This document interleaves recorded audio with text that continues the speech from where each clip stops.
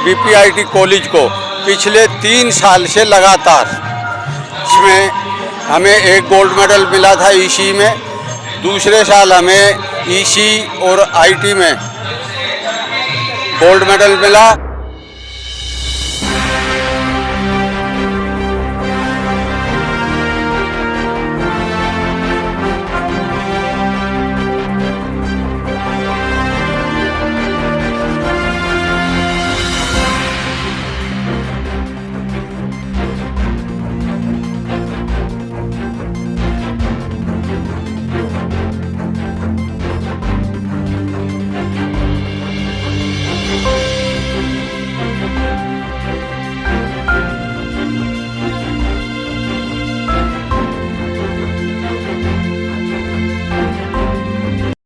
नमस्कार, मैं आरके जायसवाल और आप देख रहे हैं जनमत की पुकार। मौजूद हूँ रोहिणी में भगवान परशुराम इंस्टीट्यूट कॉलेज में, जहाँ पर देख सकते हैं होली मंगल मिलन समारोह का आयोजन चल रहा है और यहाँ इसके कर्ता धर्ता विनोद बस जी हैं।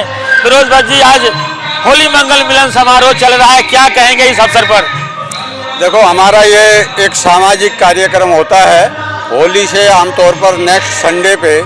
इसमें कॉलेज की प्रोग्रेस और भाईचारे का मिलन होता है, जिसमें हम कॉलेज की अपनी डेवलपमेंट, ट्रस्ट की डेवलपमेंट्स का बयान करते हैं। मेरे को ये बताते हुए बहुत खुशी है कि हमारे बीपीआईटी कॉलेज को पिछले 3 साल से लगातार, किसी भी इंस्टीट्यूट के लिए बहुत गौरव की बात होती है कि लगातार 3 साल तक, पहले 22 में हमें एक गोल्ड मेडल मिला था ईसी में, दूसरे साल हमें ईसी और आईटी में गोल्ड मेडल मिला।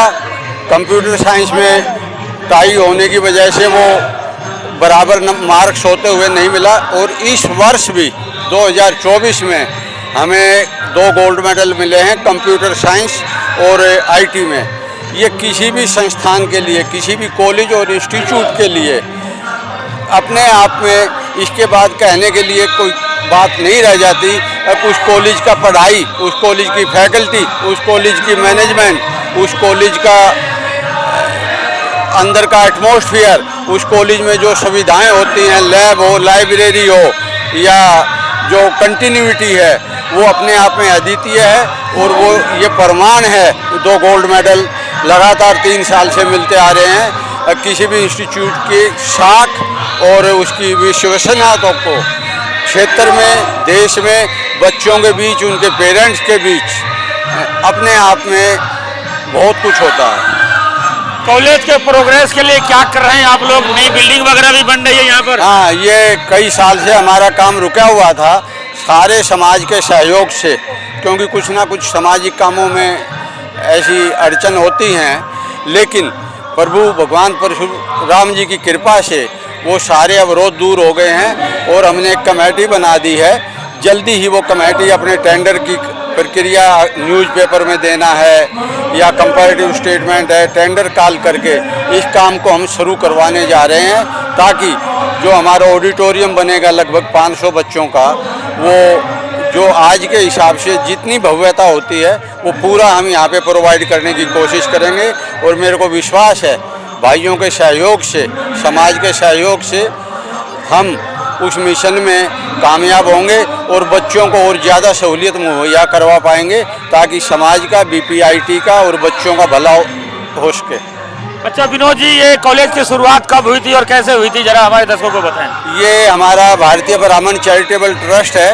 ये 74-75 में स्थापित किया था हमारे समाज के गणमान्य व्यक्तियों ने, जो समाज के शुभ चिंतक थे, उन्होंने ये किया। पहले चांदनी चौक में भी हमारी ट्रस्ट की एक प्रॉपर्टी है, पुरानी हवेली, जो सबसे पहली है।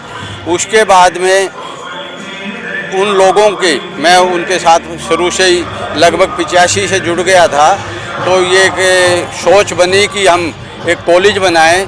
और हमने ज़मीन का डीडीए में अप्लाई किया, रजिस्ट्रेशन करा के, और हमें 93 से लगे हुए थे, वो जाके 2000 में वो हमें ज़मीन मिली और हमारा कॉलेज 2005 से रन कर रहा है। अगर हम बात करें तो बच्चों को क्या संदेश देना चाहेंगे जो आपको देख रहे हैं? मैं बच्चों को यही कहना चाहूँगा कि बच्चों की मेहनत और हमारी फैकल्टी का उनको गाइडेंस, पेरेंट्स का उनको बूस्टअप और मैनेजमेंट की द्वारा जो वो एक किसी भी इंस्टीट्यूट में एडमिशन लेने से पहले उम्मीद करते हैं कि उस कॉलेज में क्या क्या सुविधाएं हैं, वो हम किसी भी तरह की, चाहे अच्छी फैकल्टी की बात हो, चाहे अच्छे वातावरण की बात हो, चाहे अच्छी लाइब्रेरी की बात हो, उनको हमारी कोशिश रहती है, अच्छी लैब की बात हो, हमारी कोशिश रहती है कि हमें कहीं से भी कुछ करना पड़े, हम अपने बच्चों को